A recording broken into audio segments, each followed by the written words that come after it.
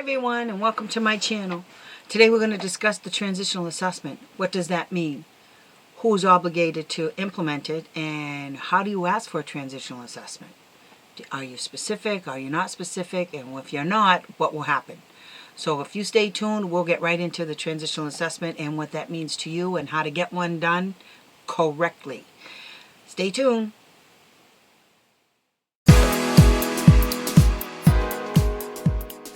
Hi everyone, my name is Tami and I'm an advocate for children with special needs, and today we're going to talk about the transitional assessment and what that has to do with your kid and how do you ask for it. So we have to be clear about the regulations, okay? Believe it or not, the school district is obligated to conduct and administer a transitional assessment that includes a lot of areas of functioning. For instance, let's go to the federal regulations.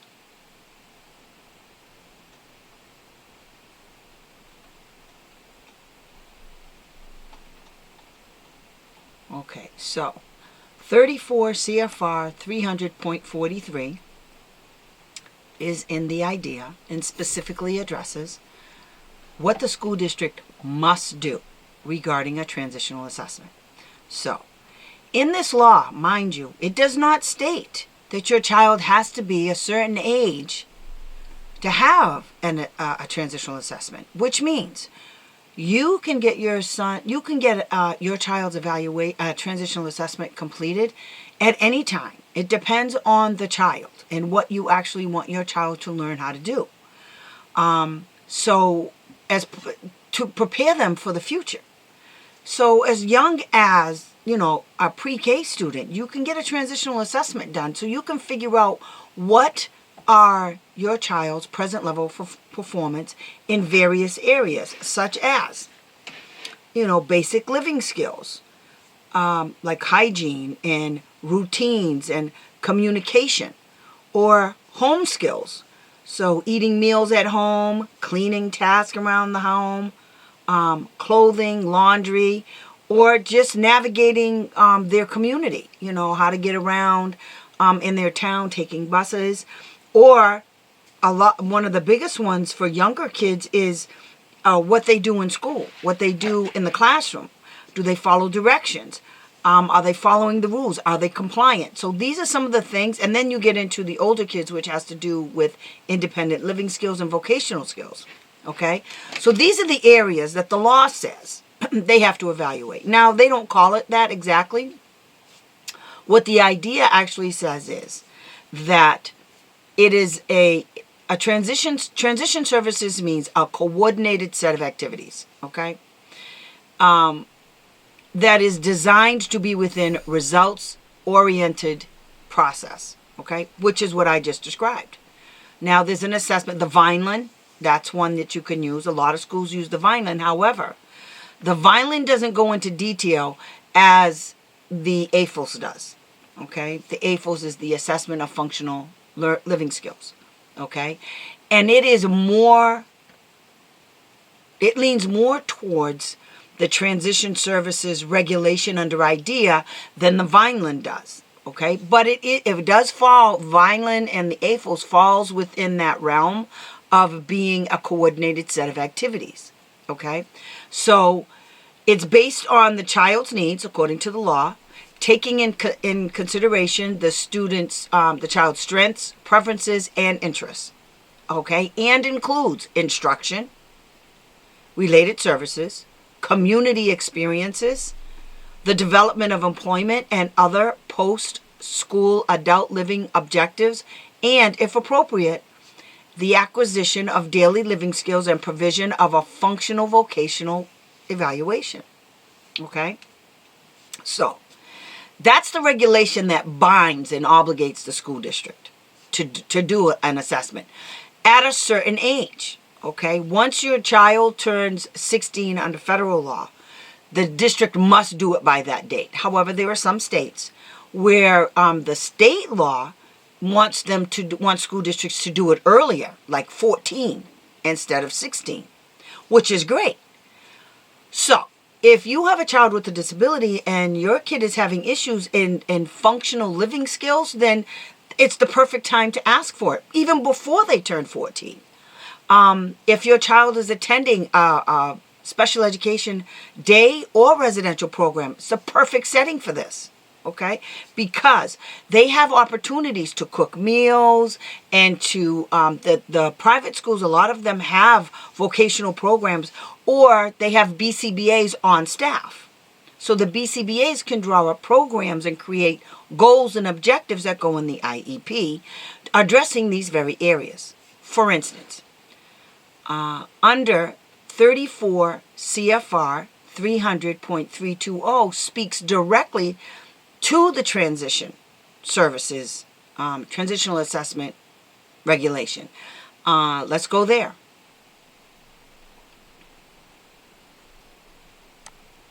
It's part of the definition of an IEP, okay? So when you scroll down, this law talks all about what an IEP is, what it means, okay? So it scrolls all the way down, and then you see transition services, okay? And what that means, okay? So here's where the law is that says when the age thing, okay? So this is what schools like to rely on. Well, we can't do it until your kid's 16. That's not true. It's not true. It's a big fat lie. You can do this. It says no later than the first IEP to be in effect when the child turns 16. It says no later. It doesn't say anything about earlier. You can't, if the school district does not do it by the age of 16, they violated the regulations. Okay? They can't do it when he's 17. They can do it. They're going to be in trouble, though. That's a violation. Okay? So when the school says to you that they can't do it because they can only do it when he turns 16, all you have to do is refer them to this law, 300.320 7D. Okay? I'll leave the link below. All right? Check it out down below. Now, and it specifically says, or if younger, if determined appropriate by the IEP team and updated annually. So, let's say you go to a team meeting and you ask for a transition service, I don't know, for hygiene, okay, going to the bathroom, toileting. The team says no. Okay. Now you tell them, I need you to put that in writing, okay, because that's an evaluation. You tell them you want an evaluation for daily hygiene. Okay, brushing your teeth, going to the bathroom, washing your hands, combing your hair, all of that stuff that you do in the bathroom. First thing, bathroom routine, you want an assessment on that. Okay? Later on, I'm going to show you where you can get the exact information for that. Okay? So, where you can get the specific language for that particular thing. Okay? Because they also play another trick. So if you ask them for the AFLs, the assessment of functional living skills, and you ask for a particular book, they'll say you can't tell them, you can't ask for a specific assessment. So we're going to skip over that. And what you're going to say is, instead of asking for the AFLs, what you're going to do is you're going to ask for an area to be assessed, which is defined in the AFLs book that you want done. I'm going to show you where to get that information. Okay? Just a little bit later on in this, but I'm going to show you where to get it. So anyway, once the team tells you no, that they are not going to do it because of the law that says you can't do it until it's 16, even though you're telling them that's not what the law says. It says, or if younger. Okay, if determined by the team determined no. Then the team has to put it in writing, and they have to tell you everything they relied on to tell you no. Okay? And that would be prior written notice, which we've already discussed. Okay? And in prior written notice, it's 34 CFR 300.503. If you ask for an evaluation and the school district refuses, they refuse your request, they have to put that in writing. And they can't just say no, number one. So when they say no, you say, good, I expect that's going to be in writing, correct? At the team meeting, this is what you say. That's going to be in writing, right? How soon can I get that in writing? Then, as soon as you go home, you send them an email and you say, during the team meeting today, I requested an evaluation regarding yada, yada, yada, and you said no. When am I going to get my prior written notice as discussed? You never gave me an answer. That's the kind of stuff you put in writing. Okay. You send it to the SPED director and the team chair. Okay. That's what you do. Sometimes they want them to say team chair, special ed director, same person. If not, you send it to both of them. Okay. That's how you get this nonsense to stop. You're creating the paper trail at that point. Okay. Because you need these assessments done. It doesn't matter how old your kid is. Okay. Your kid needs to know how to go to the bathroom and wash his hands and brush his teeth and do all the stuff. Flush the toilet. All of that stuff. It's called bathroom routine. Okay. How to take a shower, how to take a bath. All of that. Changing your dirty clothes, putting your dirty clothes in the hamper. That's a bathroom routine. Okay. And if your kid doesn't know how to do it, and you know, the doctor says your kid should already know how to do this stuff by the age of yada, yada, yada, and your kid's that age, and your kid doesn't know how to do it, they're going to say, oh, no, that's your job. No, it's not. That's their job. Okay? Because guess what? They have bathrooms at his school. Yeah. They have bathrooms at the school. They have a cafeteria. So he has to know how to empty his tray. You don't want people doing stuff for him or her. You want them to learn how to do it themselves because it's about being independent. The more skills they learn at a very young age, the more we can move up that ladder and start adding to their repertoire of skills. The only way we can do it is to make sure they know how to do it. And just because some teacher says your kid can do it, that's a big fat lie. They have to show you, what can he do? I just got an email from somebody, a teacher at the school on a residential program, and the idiot told the mother, yeah, he cooked today. He cooked what? What did he actually do in the kitchen? Because he told the mother he stirs the food that's in the pot on the stove with the staff person standing right next to him. I don't know about you guys, that's not cooking. That's not cooking. That's stirring. That's it. But she deliberately left it just like that, like nobody's going to ask. Like nobody knows what cooking really is. This is the kind of numbnut stuff that they do at schools. So we have to make sure that we line up all of our ducks and we back them into a corner to do their job. That's what this is all about. It's about us making them do their job to educate our child, to make sure that our child receives FAPE. Okay?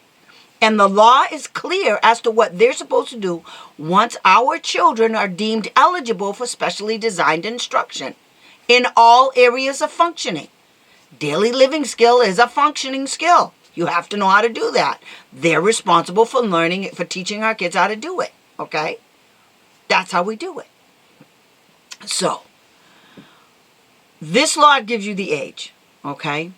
And then it says, under this particular law, 300.320, it says the IEP must include, remember this is transition services under the definition of an IEP, okay? 320 is the definition of an IEP, okay? And in this law, it talks about transition services, which is 7B, okay? It says the IEP must include appropriate, measurable post-secondary goals based upon age-appropriate transition assessments related to training, education, employment, and, where appropriate, independent living skills. And the transition services, including courses of study, needed to assist the child in reaching those goals. It literally has to include IEP goals and, in some states, goals and objectives. Literally has to have that in there. Okay, for instance, let's say hypothetically your kid has dyslexia and your kid wants to go to college.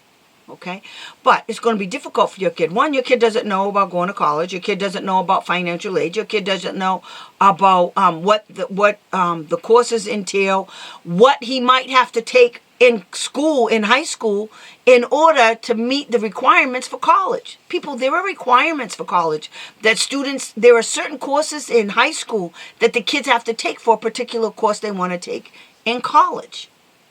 And if they don't have that, then they can't take that course. Okay? So, part of the student's IEP will include getting that information to the kid and then showing the kid how this is what the guidance counselor can do. So the student will go to the guidance counselor, and the guidance counselor will provide the student with certain information, and then the student will be able to, 4 out of 5 opportunities, the student will be able to locate the school he wants to go to, fill out applications at the colleges, choose a course, a field that they want to go into, because now the kid has all of this information. So the IEP has to represent that, because just saying it doesn't mean it's so. It has to be in the IEP. See, that's the part where the schools say that they can't do it, but it says if appropriate, If the team agrees, you can do it earlier, all right? So that's a very important section of the IDEA requirements. That and the transition law, the transitional assessment regulations, they go hand in hand, okay? So once you get that done, and you understand that, because I'm telling you these laws because when the school district tells you some wacky stuff about how your kid can't have it right now because, it's inappropriate, then you're going to go into the law, you're going to copy and paste, You're going to copy and paste the regulation. And you're going to say, pursuant to, yada, yada, yada, you can do this. Pursuant to, yada, yada, yada, not only can you do it, you're obligated to do it. And pursuant to, yada, yada, yada, if you're telling me no, you got to put it in writing. So when am I getting it in writing? And when am I getting my rights to dispute your decision? Where are they? So now you got all of this. So you got 3 laws in there in your email after you went to the meeting and they told you no. You have 34 CFR 300.43, violation. They're not doing nothing. Then you have 34 CFR 300.320, which specifically says they have to do the assessment, and these are all the areas they have to assess in, and they have to create an IEP with goals and objectives that include those areas that were identified that the child needs, Then, when they told you no, you have 34 CFR 300.503, which they have to put it in writing that they said no, and they have to answer all of the questions regarding the refusal under the federal law. They just don't say, well, we just decided, yada, yada. No, they have to prove how they came to their conclusions, because you can take that one thing right there, those 3 regulations, and this issue, and file a complaint using your email if you set it up right. Yes, you can. You can do it real easy. You just got to put the laws in the email. And then when they still say no, now you take that email, you cut and paste, and you put it in a complaint. And now you put in all of your documents, you put in the team meeting, you put in your email requesting this stuff, you put in the names and the telephone numbers of the people that you spoke to at the team meeting, you put in the team meeting notes, you put in your email that you asked them for. All of this goes into the complaint because they didn't do it. All right? That's how you get this stuff done. And I'm a firm believer now that the more complaints we file against a school district by one parent, it doesn't matter how many times. First of all, it looks real bad that every time a parent files a complaint, that the state comes back and says the school district didn't do anything wrong. That looks real bad. So do it like 5, 6 times. Wait for the state to come back and say they didn't do anything wrong. You're citing laws, you're providing documentation, and they're coming back with some half-baked answer as to why it was okay for them not to do it. So you keep it all together, because that could also be a hearing. And I am also a firm believer in the more you file the complaint, the better you get at it. Because you're going to get their findings. And they're going to have to tell you what they relied on coming to their answer. So now you're going to read what you know what you gave them. You know what you accused the school district of doing. And now you're going to file against them, and you're going to get the state's findings and how they came to their conclusions. And if their conclusions are inconsistent with the idea, now the state's in trouble. I know this is a pain in the neck. This is the only way you guys are going to win. You have to start filing against them. I know a lot of you think that all you do is pick up the phone and call them, and, they'll listen to you at some point in time. They're never going to listen to you. They would much rather have you on the phone. They would much rather call you a kook and all of this nonsense rather than having to be investigated.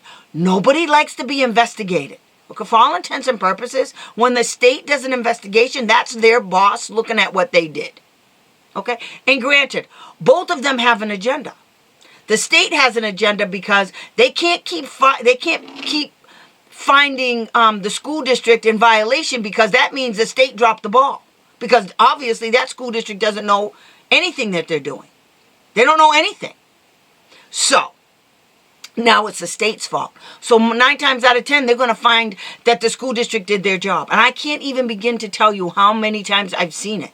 They've done it to me. And I just keep filing it anyway. Sooner or later, I hit pay dirt. Okay? But what you guys need to do, which I didn't, is keep all of your findings. File your complaint. Keep all of your records together. Get the findings from the state.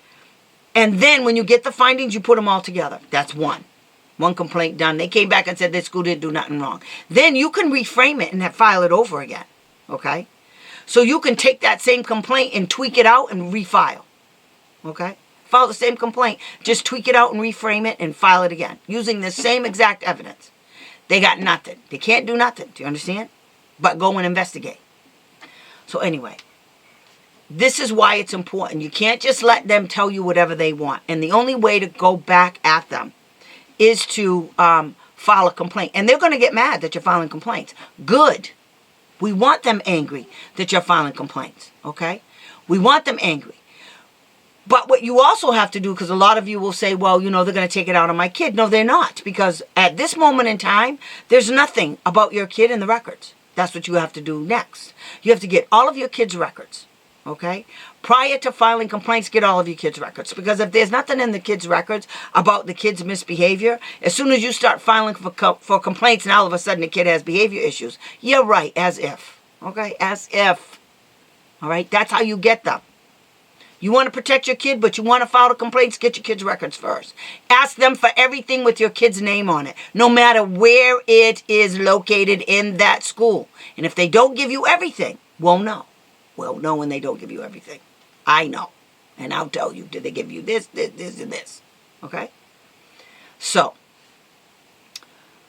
this leads me back. I know I went all over the place, but I'm trying to help you guys understand why you need to know these laws. This is what these laws do. They protect you. Okay?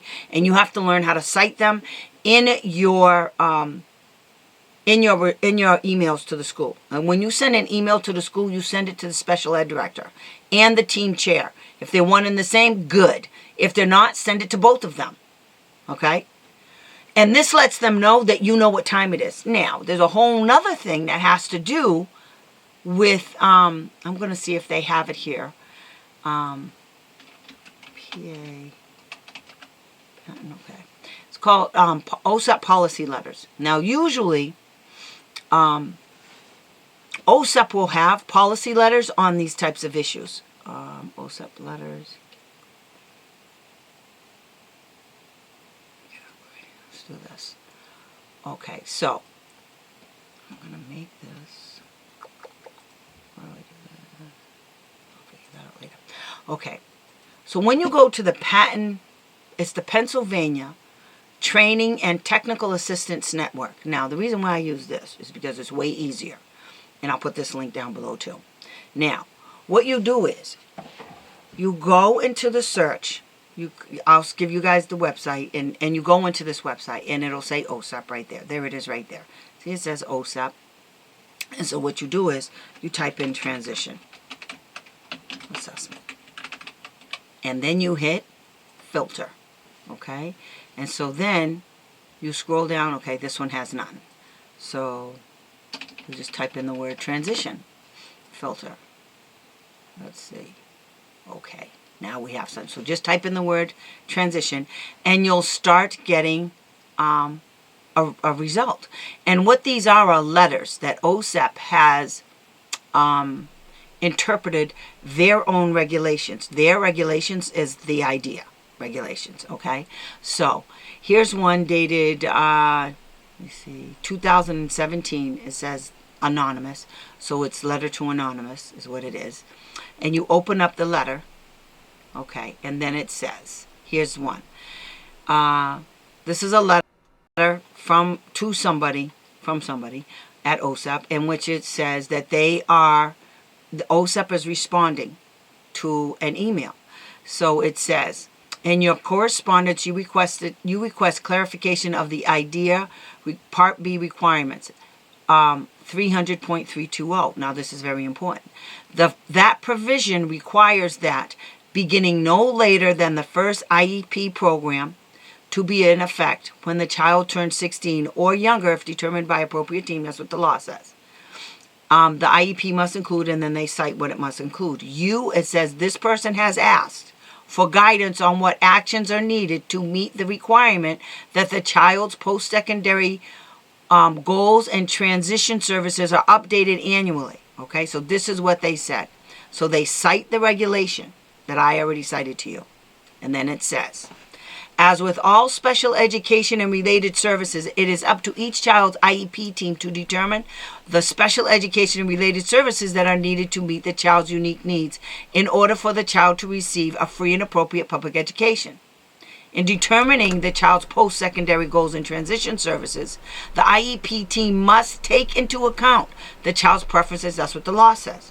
The IDEA requires that the public agency invite transition-age children to attend his or her IEP meeting. This is how they meet that requirement, okay? IEP meeting will be consideration of the child's post-secondary goals to assist the child reach those goals. If the child does not attend, yada, yada, this requirement applies only in the case of post-secondary and transition services and is not mandatory with respect to the child's other IEP goals and objectives. Okay, so when your child turns 16, they have to invite your kid, or 14, they have to invite your kid in to discuss the transition to college or other transition services that are needed. OSAP goes on to say, it is reasonable to expect that a transition-aged youth may, based on coursework completed, community experiences such as a summer or after-school job and other college and career preparation opportunities, develop new interests or changed preferences regarding his or her post-secondary goals. Okay, they're talking about college in this letter. For these and other reasons, it is important that the IEP team review and update the child's post-secondary goals and transition services annually to reflect any new or different activities that are required to provide FAPE to the child. Now remember, FAPE is a free and appropriate public education, okay, for your kid. And what does that look like for your kid? It's different from other kids. So in order for your kid to get FAPE, your kid's going to need a transition goal to go to college.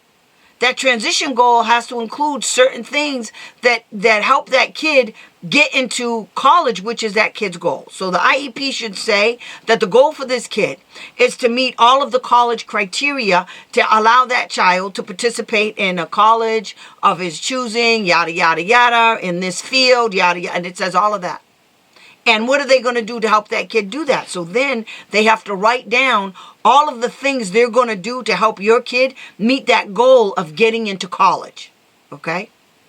Because all the typical kids, they already know what they have to do to get into college. See, the typical kids, they already contacted their college that they want to go to. They've already applied for the college. They've already looked at what course they need to take in high school in order to get into the college that they want, because there's a criteria for college.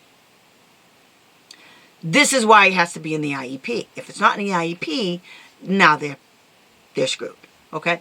So that's just one letter that you can get. This patent OSAP is wonderful because all you have to do is write like evaluation and you can get all kind of letters. Now there's like 3 or 4, let me see, that's 2017. There's another one for 2019 and 2008. There's different letters for transition. Okay? In here. There's a whole bunch of them. That was just one I just picked. So you can use that. You read them. Okay? They're very short. It's 1 page. You read the letter and then you download that letter and then you send it to the school. And you say, this is what OSAP said about what you're not doing. The letter from OSAP provides detailed information as to what the school district cannot do. It lends support for your position, not theirs. So just remember why it's so important to get the OSAP letters. Okay? So I want to thank everybody for coming and joining me to discuss the Transitional Assessment, and I hope that you got something out of it. And if you have any questions, please leave your comments below, and I'll get back to you as soon as I can. I also have other videos that are available to you all on IEPs, on your rights for a 50 for prior written notice, 34 CFR 300.503, which I talk about all the time. There's approximately 48 videos online right now on my YouTube channel, so feel free to check it out. And please subscribe, follow, and like my channel. And if you have any suggestions about what you want to hear about next, I'd be more than happy to do it for you. Do a training on that topic. So let me know what you want to hear. I'm here to please you, and I want to help you out as much as I can. So thank you for coming. I look forward to hearing from your comments, and I hope to see you again soon. Have a great day. See you soon. Bye.